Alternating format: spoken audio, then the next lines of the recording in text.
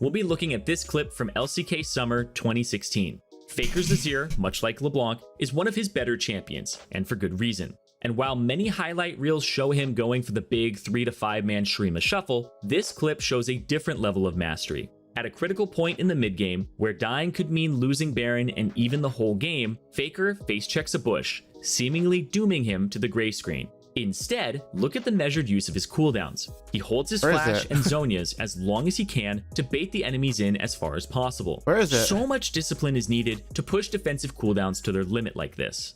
Faker up on the top side. Cocoon comes out here from score the root as well from the Jhin. It looks like he might go down. Nice Emperor's Divide to stop the jump in from Hachani. Faker trying to find the kill. Comes out. Now Duke has arrived. Trying to lock down He still had flash. And Faker is going to stay alive. The tether coming down on Hachani as well. Alice can't do anything. But cannot find the damage. And it looks like we're going to see the replay, but don't mistake this for Faker being fortunate. The start of the pick checks a bush too. You see Hachani gets I guess that was actually kind of dumb by him, right? Has it denied by the Emperor's Divide. Like good Zhonya's, and he still has flash. Entire time. Waits for the Zhonya's, waits for KT to fully commit to a bad fight where they could never have as many members as SKT, and then just win the fight. If you think about it, he face checked the bush for no reason. But obviously that was like season 5, right? Faker has more than just mechanics. He understands the game to a nearly perfect level. He even knows when he can make potentially game-changing plays from behind. In this semifinals game against G2 at 2019's MSI, SKT is down 5k gold at the 19-minute mark. But that doesn't stop Faker from going for a very aggressive play, stealing Nar's ultimate as Sylas and using it to land a massive 5-man knockback into his tower. Faker has the knowledge to know where there's an opening to go in, and the confidence that borderlines on cockiness that lets him pull the trigger as soon as that window opens. Not gonna get killed just yet. Chain of Corruption has already been used. Here comes Wonder. Oh, he's Sylas. An enchanted crystal arrow to the face, and Faker's been able to join the fray. 5 members of G2 trying to push forward, but the minion wave is getting obliterated. Oh, okay. Massive! Manages to steal the Gnaw. Faker turns around. He hijacks G2's chances. Listen to that crowd as SKT turn it around. Faker, playmaker. That song, that tune, that rhyme was written for him because the number of things that he has done. I guess they didn't know he could steal Gnar ult. The siege is being set up. Sylas was kind of new there. Top lane pushed in, they have bot lane pushed in. Everything looks great. I think Sylas is like, maybe a little new. Oh, but then Mata comes in for the save once again. And when the QSS can walk up that aggressive with 2 cleanser effects, the re-engage starts, there it is. Okay, we're just going to back away from here. No harm, no foul. Faker hasn't hijacked. Yeah, I mean, they all grouped up for this, right? Jesus Christ. 5-man Gnar ultimate. It doesn't win them the game, but I'm sure we'll track back if SKT take and he down lives. The what the hell? And remember that Faker.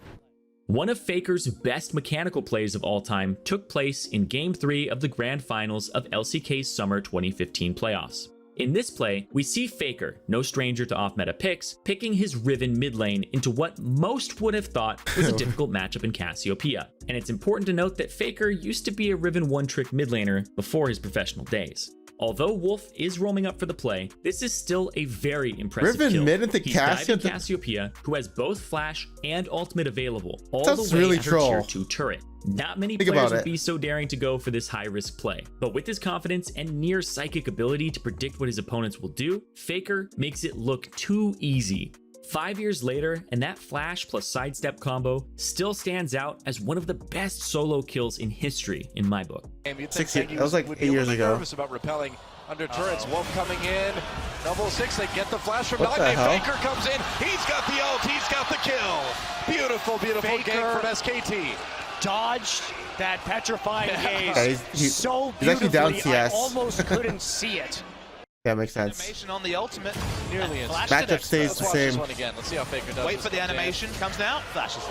Okay, that's beautiful. Okay, Riven mechanics. Things Faker does. that flash. Now for something a bit more recent, we'll look to the finals. Look at this flash. You know why it's insane? I'll show you.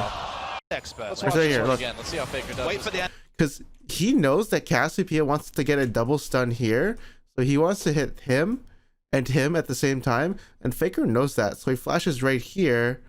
It's like, imagine a Cassiopeia just, if she ults like this, you know, like this way, he dies and gets stunned to her turret, but then he just knows she's gonna get a 2-man. That's super weird. This is like in 2008 8 or something like that. Like it was a while ago, and this is some weird. This is like really good for that time, apparently, and it's still good right now. Animation comes out, flashes it. Wow. Yeah, he didn't even sidestep it actually. Ribbon mechanics. Things Faker does. Now for Like, something he doesn't a look bit backwards more recent, in time. we'll look to the Just finals of dodges the it. 2020 Worlds Regional Qualifier, the tournament that determined the last team that would represent Korea at Worlds this year. In this play, we see Faker's response to being chunked out and threatened with a dive. Where most players would fall back and concede the turret, Faker decides to hold his ground, and even aggressively fights back. With his insanely high game sense, Faker always knows when he can turn a bleak situation into a victory. While yes, they did go on to lose the series and fail to qualify for Worlds this year, you can't say that Faker isn't trying his heart out with a play like this. Getting Gen.G back into the game. Well, Silas. And Gen.G, I mean, I feel like they're ahead right Charge now. Z, They're down in gold, okay. But because of the way the comps work, Okay. that Infernal Dragon, Bad trade they giving paid out, over and so okay, it's not even a much bad in trade. terms Never of mind. What the stats hell? in Faker's stead, actually. Oh, he's gonna manage to dodge We that. just get Redick and ult here. Yeah. He's still dead. He's still dead. You can go. Oh, wait, hold on. Oh, never mind. What do you mean he's he's gonna dead? get turned around. Now Effort is angry after what happened the last 2 couple of kills. He Here ain't comes dead. Ana. That teleport out of Gen.G is so late. I don't think he's gonna get there on time. He gets there right after life goes down. BDD trying to go 1v3. He is incredibly strong right now. He's gonna get that nuke ascension. Oh, arrow though from Gumi. Faker! Take BDD out of the fight, and Faker is getting in there. He's trying that damage, and he will be able to take him down. That is an ace to the side of T1 out of nowhere as they turn around. At Worlds 2017, Yo, there's no way you think you can dive a Silas who can grab a Renekton ult and heal with W without any sort of healing reduction or ignite. I think this is just Gen.G being stupid. This dive doesn't make any sense. Like it doesn't make any sense to me. What the hell? I think Gen.G is just being stupid. Out of Gen.G is so late. Oh, arrow.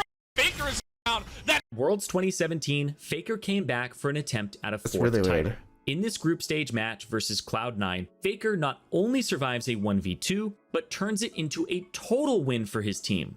Against early game junglers like Rek'Sai that require early ganks to snowball a lead, getting denied the chance to gank can be bad, but being double killed? That's just fatal. Faker once again shows that he doesn't just play to survive the gank, he pushes his limits with perfectly timed abilities and summoners to bait the enemy as much as he can for his team to net a win in the play. Ganking Faker is like struggling against quicksand. The harder you try, the more you lose. Was that a Ravis hat? Oh, Jensen. 2017. Oh, you hate to see it. No, you hate to see it. Also, wait, you can dodge Rek'Sai ult damage? Pushing for a little bit more. Is he gonna get the first blood here? That's it from Faker. Super clean outplay there. You wait until the Rek'Sai shows for the ultimate as he's coming forward. As All right. he's coming forward, then you I think they fixed that. You can't dodge Rek'Sai ult anymore. That's a tough ask. Anyone know? See the play one more time. And it's super forced from Cloud9 as well. The ultimate was fine from Yeah. but this decision to dive, the timing Yeah. of the flash, all incredible, and then contracts with nowhere to go. At the same time, Jarvan going towards the middle lane. They'll make the lane. There's no It was pretty good. He played In it this like next perfectly. clip, also from the 2017 Worlds group stage, SKT is playing from a huge deficit, It's down kind of 9 forced, kills though. and I see 9. 10,000 gold. Despite this, Faker and company don't hesitate to get aggressive and force a fight hard, hitting a massive wombo combo that completely turns the game on its head. This fight is honestly one of my favorite moments in Worlds of all time. Sure, it was just the group stage, but having the confidence and coordination It's to go for Ramus. such a forced engage from so behind takes guts. And Faker and the rest of his squad deserve props for being able to pull the trigger here. He got two already. Bang is hiding. He's coming. Where is he? Bang looking to come in. Oh, Here comes wait, I don't see him. Oh, Oh, he's Ori. Shockwave will find them all. And SKT, with a hell of a response, will take down 4. They did it! They fought back from a 9,000 gold deficit and won a team fight against all expectations. I didn't even see what happened. Rumble could And they're not get behind, the perfect too. equalizer because in half a second, And they everyone's health lost. bar exploded. And Hooney's on SKT. And a team like SKT will punish you and they will take it all. I have talked to multiple casters and analysts so far during Worlds leading up to Oh, Worlds. it's the relic shield meta. What the hell?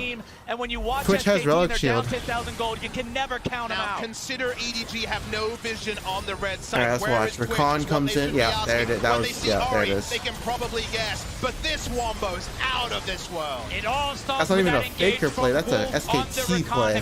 He picked up fairly late into someone's play, but had some very impactful performances on. Actually, that was a Wolf play. What am I talking about? Start the fight, set up the shockwave from Wolf Faker, 1v9'd it. Easy damage for Bang as well. And that's now a Baron to SKT. From 11,000 gold to 4,000 gold.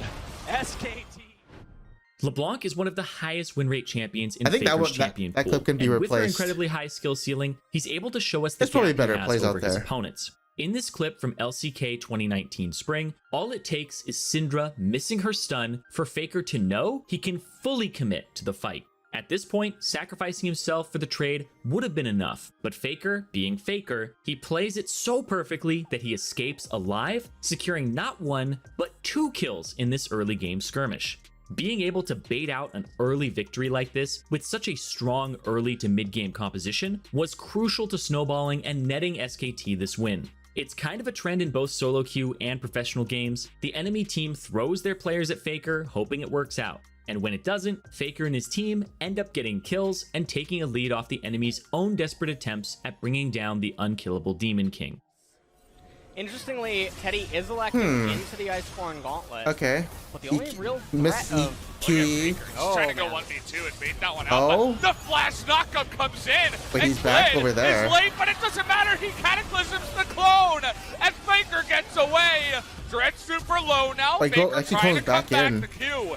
It's gonna miss, and Teddy coming in. The chains spaces are gonna it. line Okay, up. look at Faker that. dodges it again, as you can't lock him down at all. Faker gonna set up the play for 2 kills for SKT. And that is a massive tempo, so it's not like he's TPing too far off the mark. He just from where he would be going anyway. flashes for the chain CC. Yeah. That's actually really cool. Insane. Syndra's balls are freaking out right now. What the fuck? That is, he has already gone beyond the event horizon.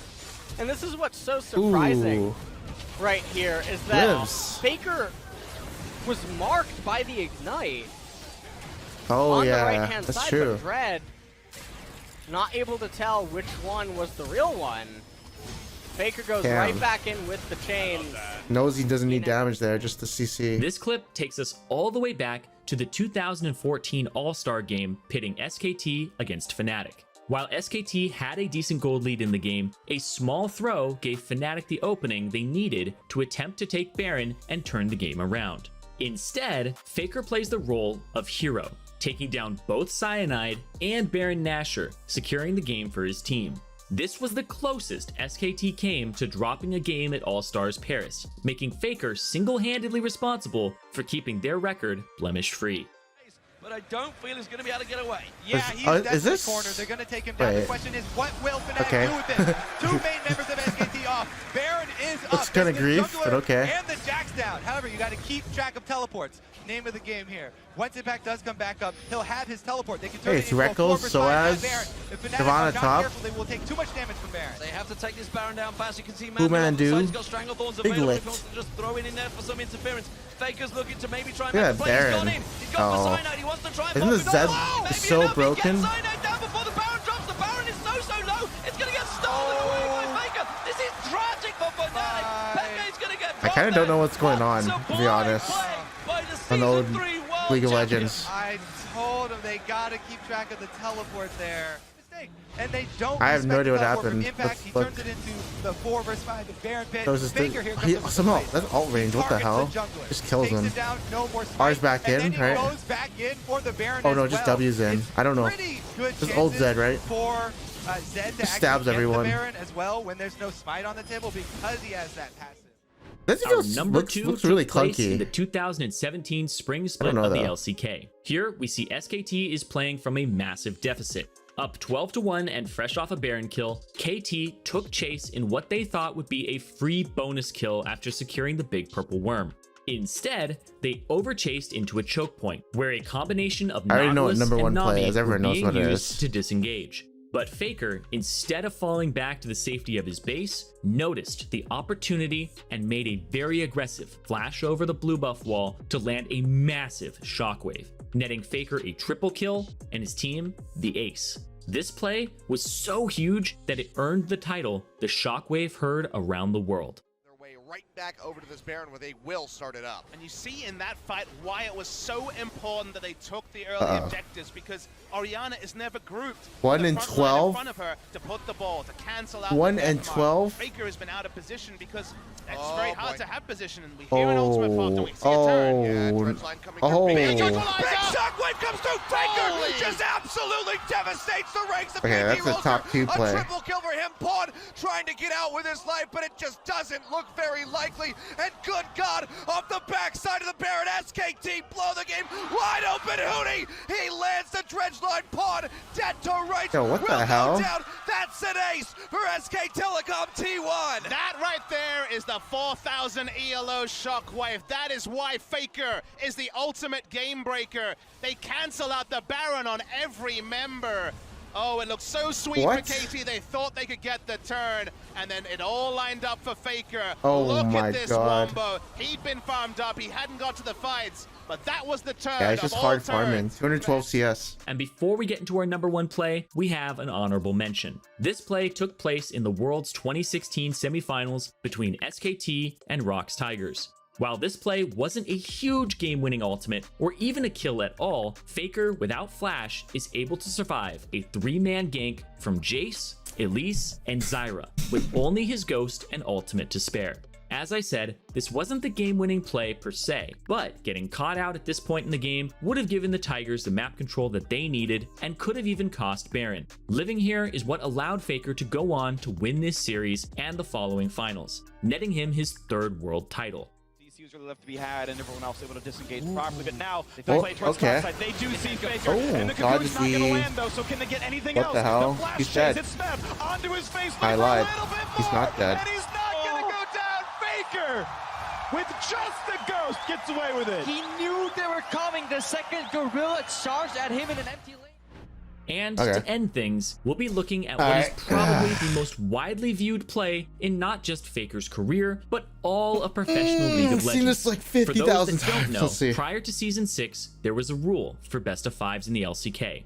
If a series went to Game 5, the last game would be blind pick, no bans. If you've ever heard the phrase, WTF 2 Shens, but had no idea where it came from, now you do. Anyways, according to that rule, when the series between SKT T1 and KT Bullets went all the way to Game 5 to determine who would be the winners of Champion Summer 2013, Faker mirrored Ryu's Zed pick and showed early in his career that he was more than just good. They should do that. Blind pick. Even with Ryu getting the jump on him under tower, Faker is able to play the fight perfectly, frame by frame, and escape with the win. He would go on to win his first of 3 world titles this same year, but no play there or since then has topped this insane 1v1. No one knows what's going on. Let's watch. WWR. I think he's in the bed. Oh, Faker maybe in trouble here. Deathmark tries to clean it up. I don't know what's going on. Look at the cleanse, look at the moves. I don't know what's going on. What was that? Faker with a huge play, the QSS. I can't believe I just saw he that. actually won that duel. I can't believe that happened. Telecom. Hey, it's Impact. He's on our server all day. He didn't die then. Well, he did eventually. I don't know what's going on, by the way. Gets the drop onto Faker right there, gets him down to about a 3rd health, and we see the death mark come down right there from Ryu. The immediate cleanse. Look at the shadow swap. So the QSS removes. Oh, it gets hit by a shuriken. This is the shuriken. Flashes. W's back. To the living shadow again. And that is our list of Faker's greatest plays of all time. Remember to let us know your favorite pro play of all time in the comments below. We really love to see what you guys have to say. Be sure to sub. It's like 2 plays I think that like probably could have been. I feel like there could have been. There are definitely better plays from his career, right? But there's like 2 of them that whatever. It was still a good video. That was cool. I obviously know which the number 1 was, so that was good.